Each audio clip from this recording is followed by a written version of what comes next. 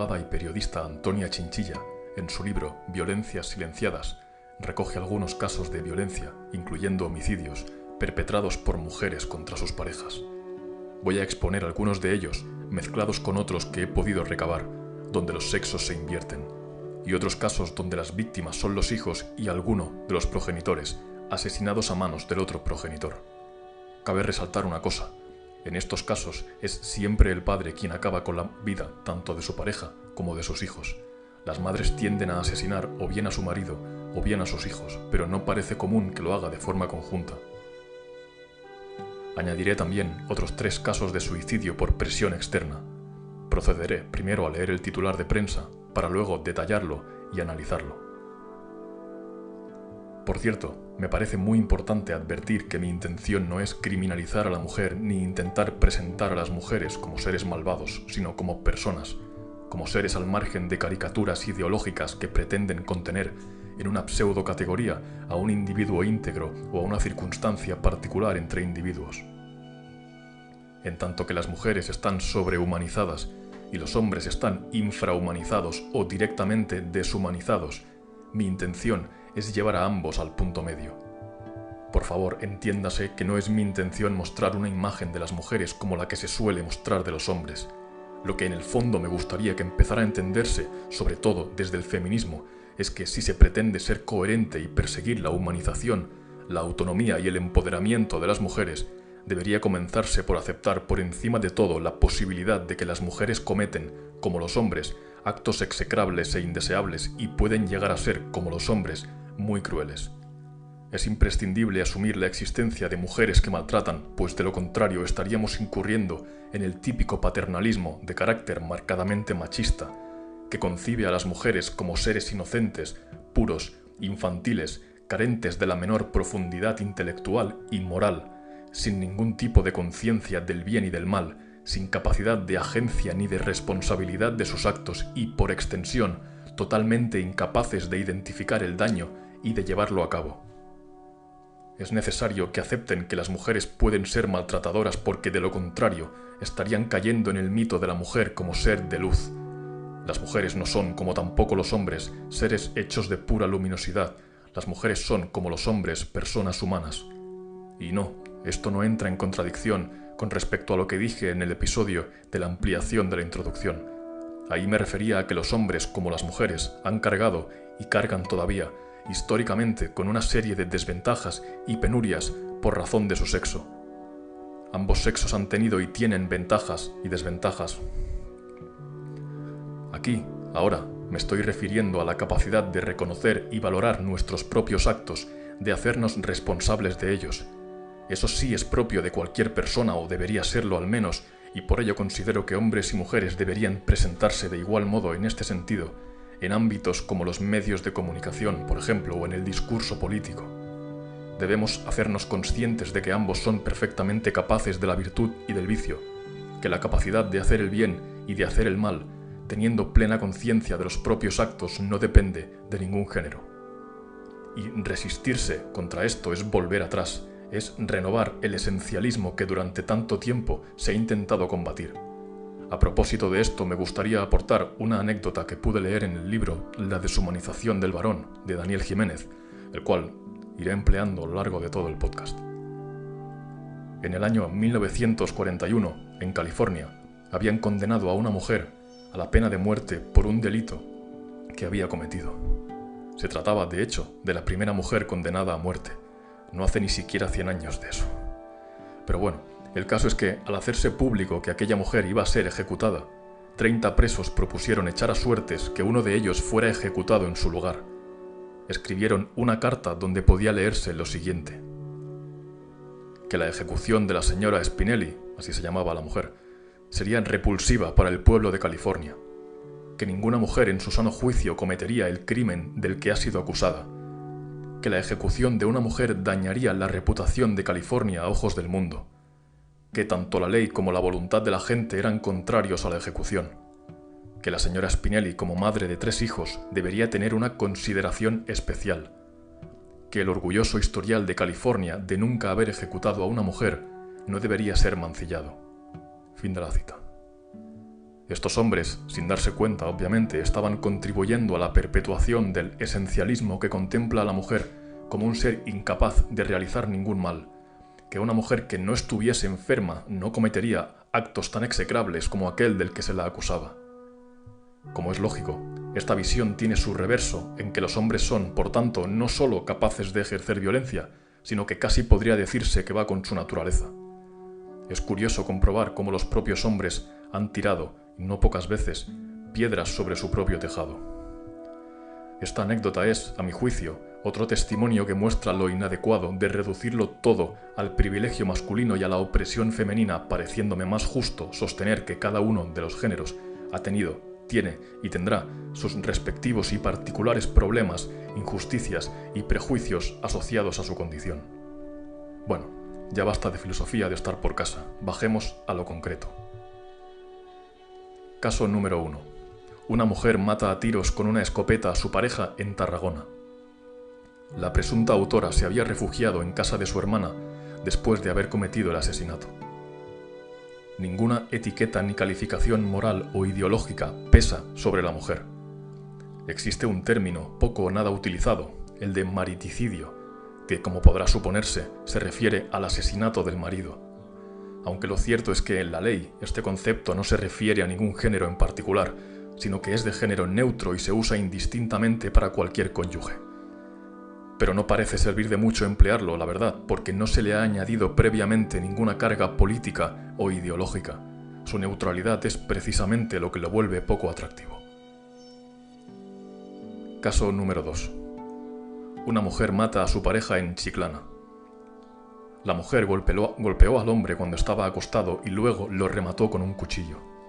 Tenían 2 hijos. Ninguna etiqueta o calificación moral o ideológica pesa tampoco sobre ella. Cuando, no hace falta apuntarlo, de invertirse los papeles ya sabemos qué habría pasado. En este caso ni siquiera se insinúa la posibilidad de que el hombre pudiera haber estado sufriendo malos tratos. Caso número 3. Piden 15 años de cárcel a la mujer que mató a puñaladas a su marido en Manacor. La pareja empezó a discutir y, en un momento de rabia, la mujer tomó un cuchillo de la cocina y se lo clavó al hombre en la espalda 4 veces. La mujer acabó con la vida del hombre frente a los 3 hijos. ¿Cuál es la diferencia entre este caso y el mismo, pero invirtiendo el papel de los géneros? La única diferencia son las etiquetas con las que se clasifican los actos cometidos en función de si el perpetrador es de un género o de otro. En caso de haber sido el hombre el asesino, no se dudaría en hablar de violencia machista, que habría tenido por víctima no solo a la madre, sino también a los hijos que devendrían huérfanos de madre. En este caso, sin embargo, sobre la mujer no pesa ninguna etiqueta o calificativo moral o ideológico que agrave y magnifique el acto que ha cometido. Cuando ese tipo de etiquetas valorativas está presente, de forma inconsciente procesamos como más grave el crimen perpetrado porque añade una intención de ensañamiento y de crueldad inmotivada dirigida contra la víctima, que la percibimos como más vulnerable. Es por eso que procesamos como más grave el asesinato cuando va hacia una dirección que cuando va hacia la otra. Caso número 4. Un hombre mata a tiros en un restaurante a su esposa, la cantante Irma Lidia. El hombre intentó huir pero no lo consiguió. Por lo visto, la mujer sufría malos tratos desde hacía un tiempo. En otro artículo sobre el mismo suceso podemos volver a leer que Irma Lidia sufría malos tratos y quería divorciarse. Un asesinato motivado, por lo visto, por un impulso posesivo o por rabia. Curiosamente, en el cuerpo del primer artículo puede leerse que de los miles de asesinatos que se producen en México, el de esta mujer causó gran impresión por tratarse de un personaje público tan conocido.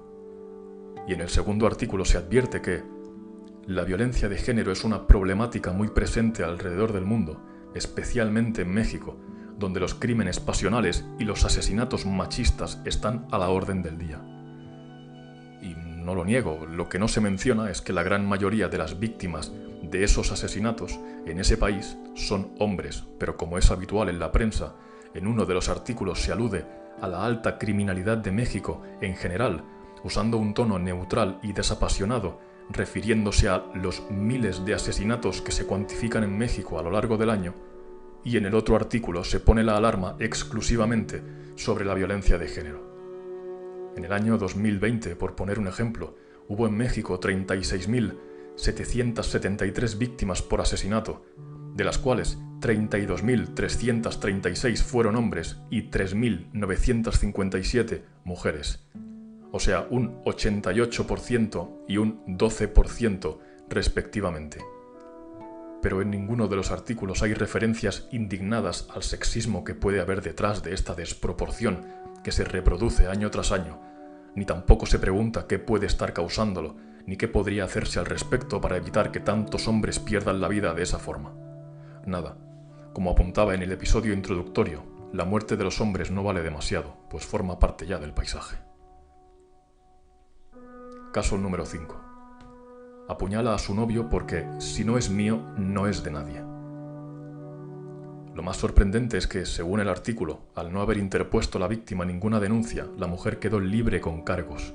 No sé hasta qué punto esto será cierto o no, o si ya más avanzado el caso terminó realmente entre rejas, donde debe estar. En cualquier caso, mi pregunta es, ¿en qué se distingue este homicidio del que hemos visto en el caso anterior? ¿Y cómo habría acabado en caso de ser el hombre el asesino? Caso número 6. Un hombre mata a su hija y a su esposa y después se suicida. Se asume como algo natural en el artículo que se trata de un asesinato machista, y no solo es que no se ponga en duda, es que ni siquiera se contempla otra posibilidad. Este hombre mató a su mujer porque era una mujer y punto. En el artículo podemos leer: no había antecedentes, ni denuncias, ni ninguno de los vecinos sospechó que aquella familia de rusos que vivía en una gran casa ajardinada de Lloret de Mar tendría este trágico final. El hombre ha acabado con la vida de su mujer y de su hija y luego se ha suicidado ahorcándose en el jardín en un nuevo caso de violencia machista. Fin de la cita. Y ya está, la eficiencia de los investigadores es inaudita. No había antecedentes, ni denuncias, ni pruebas, ni nada, pero eso no impide anticipar, porque sí, que se trata de un nuevo caso de violencia machista. No busquéis más explicaciones, no aspiréis a entender qué ha pasado. No, es un asesinato machista y ya está. Por lo visto, se trataba de una familia rusa que hacía estancias en Lloret de Mar. Cada vez hacían estancias más cortas. Esta última vez se presentaron con un vehículo diferente, una furgoneta oscura con los vidrios también oscuros y escoltados por un guardaespaldas. El hombre mató a su esposa y a su hija con un arma blanca para ahorcarse después. Si uno tiene un poco de imaginación podrá sospechar que muy normal no es este suceso. Parece probable que la familia se hubiera visto implicada en algún problema o asunto oscuro y el padre, para evitar un destino aún peor para él y su familia, decidió hacer lo que hizo. Es probable que fuera por culpa del padre que se metieran en un lío semejante, pero bueno, eso no lo sabemos. Obviamente no estoy justificando nada, se trata de un crimen muy grave. Lo que quiero poner de relieve es la falta de voluntad de ir más allá de la mera clasificación de crimen machista a pelo. Es significativo que ya no haga falta, que ni se exija siquiera, que ya nos baste con la explicación por defecto del machismo, cuando el asesino es un hombre. Se ha acabado aceptando como explicación válida la pura maldad machista, maciza y sin matices. De hecho, es interesante analizar otro artículo que informa sobre este mismo hecho, en el diario Heraldo. En el artículo podemos leer que los Mossos continúan sus investigaciones sobre el crimen machista de Lloret de Mar, en el que un hombre mató este martes a su esposa y a su hija mientras dormían y posteriormente se suicidó en el jardín de la vivienda familiar, de la que aún falta por analizar los aparatos electrónicos para conocer más detalles del suceso. Es decir, falta por conocer todavía los detalles del suceso, pero al mismo tiempo desde este diario y desde todos los demás están segurísimos ya de entrada de que se trata de un crimen machista. Más adelante leemos: en Gerona han guardado este miércoles un minuto de silencio a la espera del previsto para última hora de esta tarde en Lloret de Mar, donde la delegada de la Generalitat en Girona, Laia Cañigueral, ha lamentado tener que acudir a un acto de rechazo de un asesinato por violencia machista. Es importante que todas y todos paremos los pies a esta lacra de la sociedad que debemos eliminar de una vez por todas, ha añadido Cañigueral. El consejero de Interior de la Generalitat, Joan Ignasi Elena, ha visitado este miércoles la Comisaría Conjunta de Mossos d'Esquadra y Policía Local de Salt, Gerona, donde también ha confirmado que todo apunta a que se trata de un crimen machista, aunque todavía falta por conocer el resultado de las autopsias y de otras pruebas para cerrar la investigación. Como vemos, carece absolutamente de sentido lo que acabamos de leer. Para empezar, la violencia de género, aproximadamente un 15% de los asesinatos en España, es una lacra. Bien, no voy a negar eso, pero ¿por qué no se repite insistentemente que la violencia sufrida por varones a manos de otros varones es también una lacra, pues supone la gran mayoría de la violencia? El consejero, un mero político, ha confirmado que todo apunta a que es un crimen machista. Es decir, él, un político de profesión que no está involucrado ni en las investigaciones ni en nada, cuenta con la omnipotencia que le confiere su imprescindible cargo político, el cual le otorga el don de conocer la naturaleza de un crimen del que desconoce la inmensa mayoría de los detalles. Ahora en serio, ¿quién es este hombre para confirmar nada? Para decir que todo apunta a algo. No tiene ningún sentido. Pero en el artículo seguimos leyendo.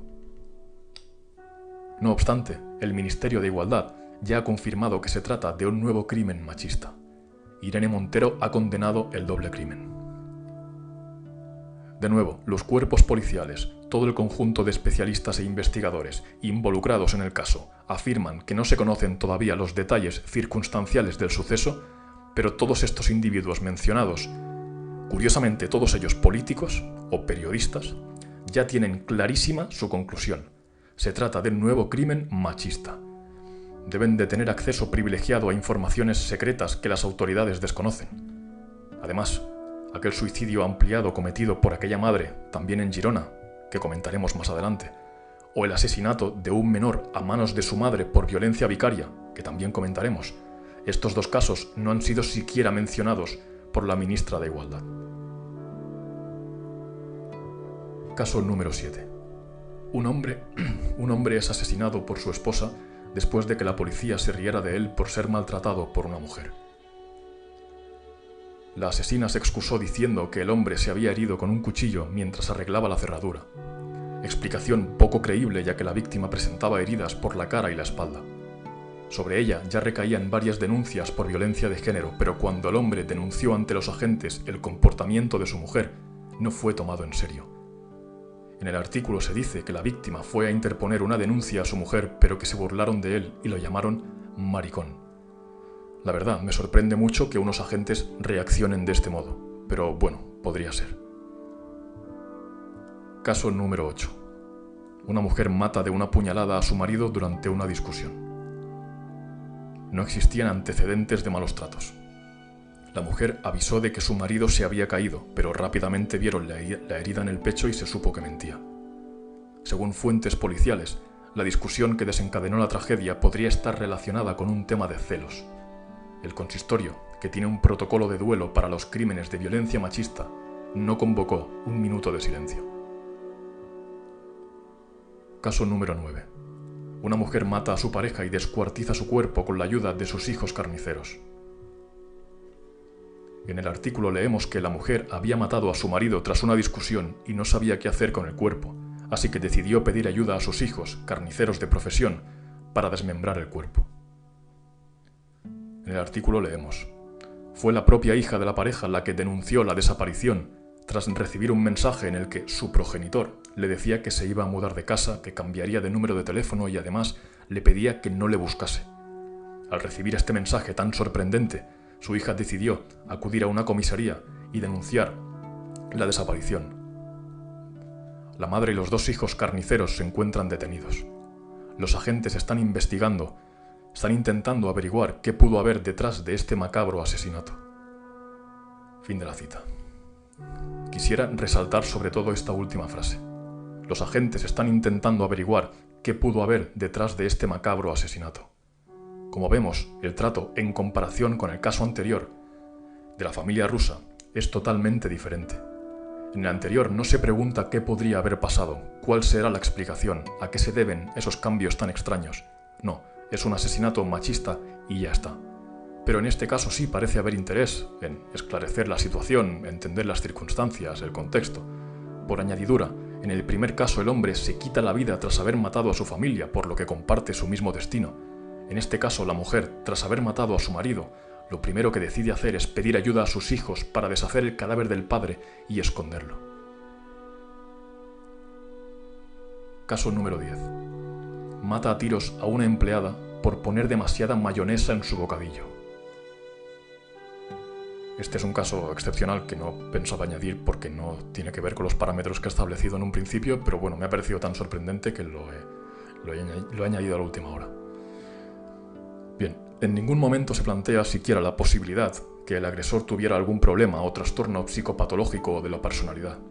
Ya conviene que el motivo del asesinato sea algo tan tremendamente absurdo como poner demasiada mayonesa en un bocadillo. En el cuerpo del artículo, por cierto, podemos leer la protocolaria referencia a la alta tasa de homicidios por arma de fuego en Estados Unidos, país donde se produjo este asesinato.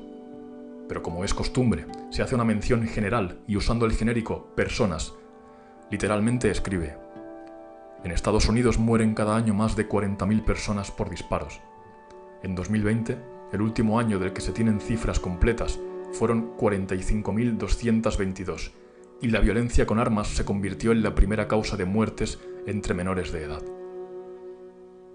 Para empezar, no sé de dónde habrá sacado el autor el artículo estas cifras, pues los homicidios anuales en Estados Unidos ronda de media los 20.000, ascendiendo en 2021 a casi 22.000. Pero bueno, dejando eso de lado, vemos cómo se vuelve a cumplir la misma pauta, referirse de pasada al alto número de víctimas por asesinato, pero sin mencionar que gran parte de esas víctimas fueron varones. Caso número 11. Cuando la violencia vicaria la comete ella, condenada por matar a su hijo para causar el mayor daño posible a su ex. A mi juicio, es un error por parte del diario anticipar en el propio titular una aseveración tan categórica porque la función informativa de un periódico se pervierte con este tipo de prácticas, influyendo de antemano en el lector. Recomiendo que se omita, por el momento, ese detalle por considerarlo demasiado reduccionista y tendencioso. Yo me limitaré simplemente a exponer los detalles conocidos que me parecen relevantes y que cada uno emita su juicio. El abuelo paterno del crío, por lo visto, desde hacía unos días, temía por la muerte del pequeño. El magistrado, tras analizar el caso, descartó el trastorno psíquico y vio claros indicios de violencia vicaria, un tipo de violencia que, como ya sabemos, desde el pseudofeminismo institucional, se esfuerzan en asociarla exclusivamente a la figura del padre. Parece que el recurso al trastorno de tipo psicótico fueron frecuentes por parte de la defensa de la acusada, a lo cual también atribuyeron los 185 mensajes que le envió al padre en un mismo día. No hace falta ni decir que las explicaciones de tipo psíquico se descartan desde el principio en el caso de los hombres, llegando incluso a catalogarlas como excusas cuyo objetivo de fondo es tapar la verdadera naturaleza machista de la violencia. Por ejemplo, la psicoanalista María Cristina Rebollo Paz escribió lo siguiente: la opinión pública, a través de abogados, profesionales y periodistas, se ve asaltada por los intentos de naturalización de tales episodios o al menos de atenuación de la responsabilidad del autor, aduciendo confusión, depresión, pérdida del empleo o de estatus, obnubilación psíquica transitoria o permanente, sentirse humillados por la mujer, traicionados, estafados, burlados, provocados, abandonados, y la lista es tan interminable como absurda. Fin de la cita. Bueno, habrá elementos cuestionables, ciertamente, pero vamos a ver si aspectos como la depresión o los brotes psicóticos no deben tomarse como excusas para explicar la violencia, tampoco deben intentar hacerse pasar por causas legítimas en los casos en que la agresora es una mujer, ¿no? Porque en mujeres puede apelarse a la depresión o a problemas que se escapan a su control, y en el caso del varón la tendencia es atribuir cualquier expresión de agresividad al puro machismo, al puro afán de dominación. Siguiendo con el caso, a la asesina se la condenó, además de por asesinato de su hijo, por lesiones psíquicas contra el padre, a quien, para colmo, había intentado interponer una denuncia falsa por malos tratos, por la que, como es natural, fue absuelto.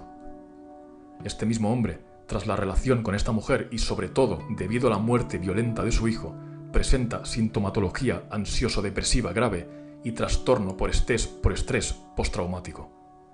De nuevo, mi pregunta es: ¿cuál es la diferencia entre este caso y el mismo, pero invirtiendo los géneros de los progenitores?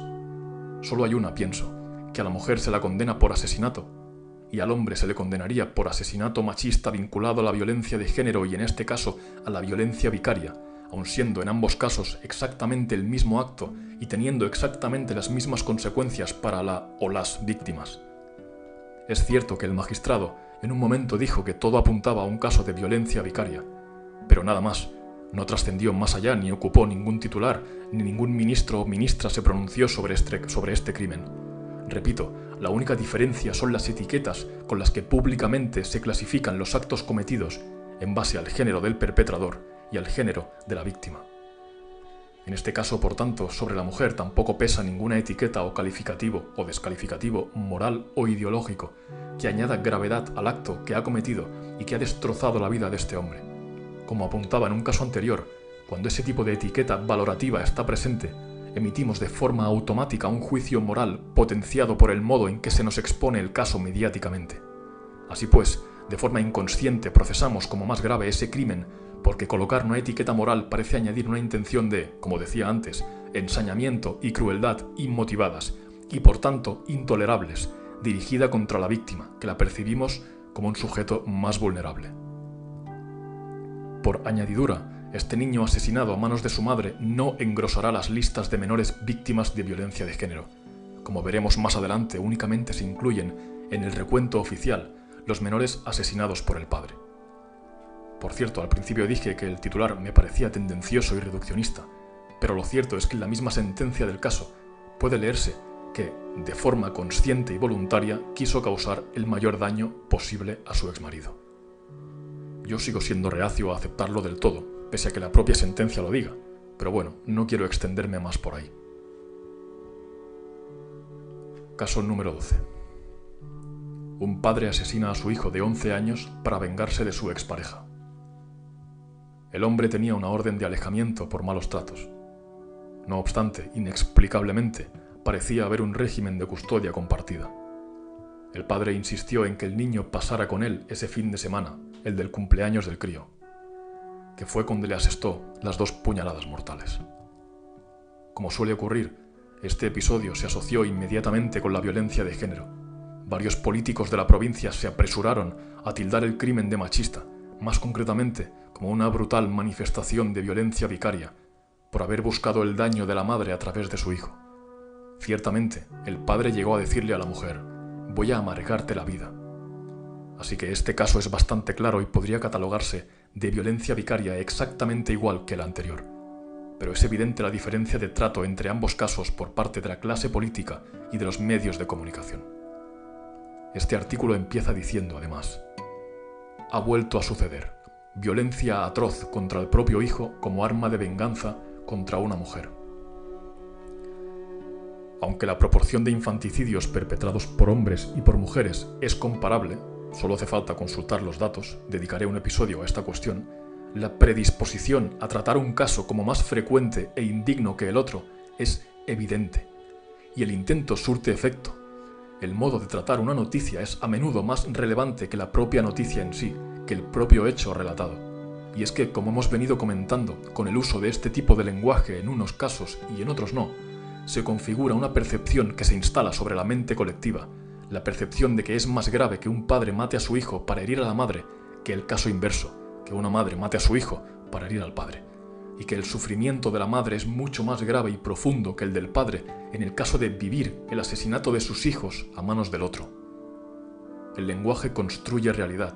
A través del uso de determinados conceptos en determinadas situaciones se puede llevar a los ciudadanos a un estado mental del que es muy difícil sacarlos desde la racionalidad, porque han ido entrando gradualmente, imperceptiblemente, por el camino del sensacionalismo mediante el goteo incesante de este tipo de noticias y, sobre todo, por la forma, el tono y el lenguaje con el que son presentados al público.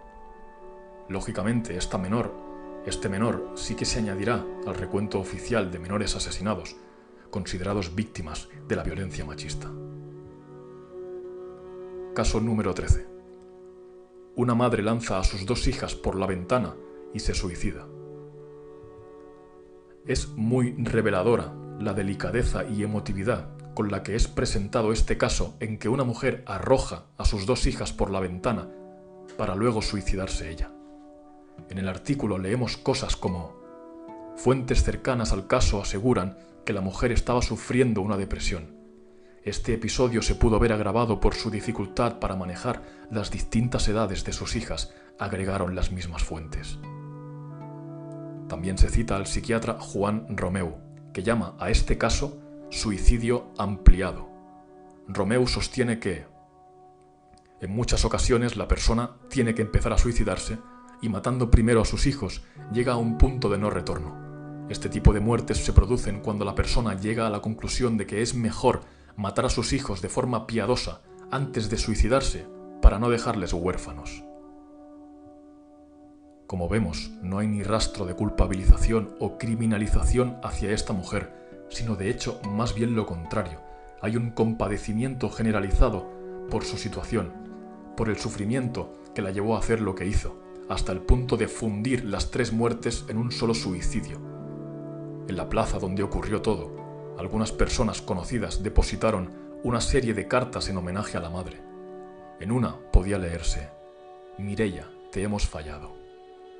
Y no diré que me parezca mal esta reacción, me parece importante hacer el esfuerzo por humanizar este tipo de actos y enmarcarlos en su contexto de forma aséptica, con la finalidad de estudiar de forma desapasionada, fuera de todo sensacionalismo, los factores que han podido contribuir a este desenlace. Ahora bien, en el caso de aquel padre de familia ruso que mató a su esposa e hija antes de ahorcarse, no se planteó siquiera un análisis remotamente similar, pese a desconocer por completo la situación privada por la que debía estar pasando esa familia. Automáticamente y de forma taxativa, se catalogó como asesinato machista, sin más matices ni aspiración de ir más allá. Caso número 14. Una joven mata de 30 puñaladas a su novio en Siero, Asturias. «Mamá, se acabó, ya lo maté. Si no es para mí, no es para nadie». Por lo visto, empezaron a discutir. Él quiso marcharse, pero se terminó quedando a dormir con ella. Fue entonces cuando ocurrió.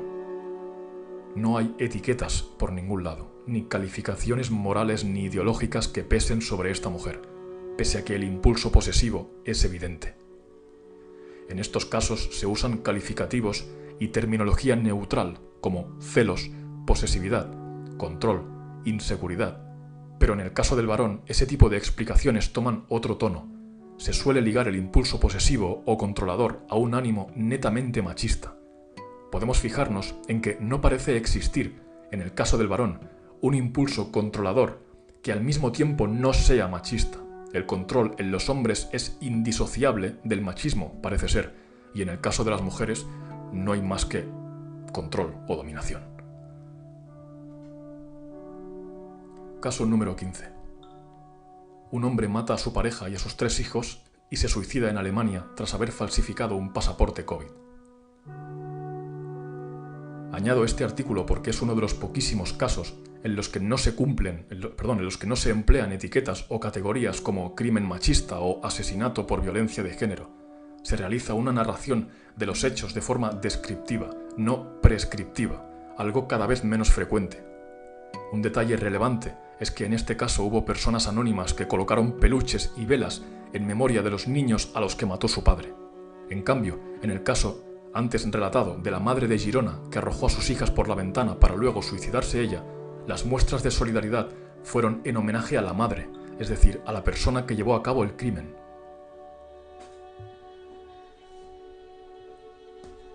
Caso número 16. Tragedia en Alemania. Una mujer de 27 años mata a 5 de sus 6 hijos y después trata de suicidarse. La mujer, tras matar a sus hijos, se arroja a las vías del tren, pero sobrevivió. En el artículo podemos leer que no se conocen los motivos detrás de este crimen. Nuevamente una noticia de carácter meramente descriptivo que no anticipa ningún veredicto subjetivo e incomprobable. Caso número 17. La agente de la Guardia Urbana que mató a su novio. Ambos eran agentes. Ella, en secreto, mantenía una relación con un subinspector. Cuando fue descubierta, decidieron acabar con la vida del hombre. Lo calcinaron en una pista forestal. Y hasta aquí los casos de asesinato. A continuación expondré los 3 casos de suicidio motivados por no poder soportar la intensa presión social. Caso número 18. Una empleada de Iveco se suicida tras viralizarse en la empresa un vídeo sexual. Bueno, no hay mucho más que decir. La enorme presión que tuvo que soportar esta mujer la llevó a quitarse la vida, y la gran cantidad de personas, la mayoría hombres, que contribuyeron irreflexivamente a la difusión de esas imágenes, son, a mi juicio, claros culpables.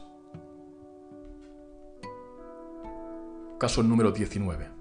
Un adolescente argentino se suicida tras recibir una acusación falsa de abuso. Automáticamente después de la acusación, antes de haberse podido esclarecer nada, el joven fue acosado por una multitud de personas. Él asistió a una marcha de protesta contra los abusos, donde le increparon, debido a que la acusación que la chica había vertido contra él se había extendido ya por redes sociales. Tras suicidarse por no aguantar tal presión, la chica terminó reconociendo que se lo había inventado, pero por lo visto esas disculpas no se viralizaron tanto como lo hizo la acusación. Lo destacable aquí es que las turbas en redes sociales ya habían formulado una sentencia sin necesitar un proceso judicial. Caso número 20. ¿Quién era Agustín Muñoz, el joven que se suicidó tras una falsa acusación de abuso sexual? Es curioso que en todos los casos donde un hombre o un chico se suicida tras haber sido acusado falsamente de abusos, las cuentas vinculadas con el pseudofeminismo actual guardan silencio. De hecho, cuando se acusa sin pruebas a un hombre de abuso sexual, las protestas contra ese varón son tan atronadoras como el silencio posterior tras demostrarse que esos abusos nunca se dieron. Para aceptar y difundir su inocencia no son tan diligentes y rápidos como cuando se trata de vociferar su culpabilidad. En España hemos visto numerosos ejemplos, y lo más grave es que no es raro que ocurra entre nuestra clase política. Leemos, por ejemplo, el siguiente titular. Errejón condena un asesinato machista que resulta ser una muerte natural. Y es que cuando los políticos se entrometen en asuntos que no les conciernen y creen tener la potestad de opinar y decidir sobre absolutamente cualquier asunto, aun sin tener ningún tipo de conocimiento, ocurren cosas como esta. El marido de la fallecida fue automáticamente acusado de haber matado a su pareja. Fue detenido de forma preventiva por violencia de género y pasó la noche en el calabozo. Errejón, queriendo ser el más rápido en exhibir su virtud moral, lo condenó en redes sociales, el hábitat natural de los políticos de profesión. Cuando la autopsia confirmó que la fallecida, de 56 años, murió de forma natural y que padecía varias patologías, entre ellas cirrosis, Errejón se limitó a borrar sibilinamente el tuit sin decir ni pío. Por suerte hubo gente que le reprochó lo que había hecho. Que sucesos como este pasen desapercibidos es porque estamos muy habituados a que los políticos se arrastren por el barro de la inmoralidad. Pero lo cierto es que, tratándose de un cargo político público, debería estar sometido a un riguroso régimen de control por parte de las autoridades en lo referente a lo que expresa y realiza. Debería ser considerada una falta gravísima que un cargo público que ejerce influencia sobre la ciudadanía emita y difunda sobre un ciudadano corriente una acusación en falso tan grave sin venir a cuento, aprovechando su superioridad jerárquica. Ese simple hecho, esa acusación en falso, en una sociedad verdaderamente democrática, debería haberle acarreado la inhabilitación inmediata y fulminante. De la misma manera que se la debería haber acarreado a Irene Montero por su acusación en falso a Rafael Marcos, el exmarido de la recién indultada María Sevilla. Pero no me extenderé más aquí sobre esto. Me gustaría saber dónde y cómo está operando en casos como este la violencia estructural.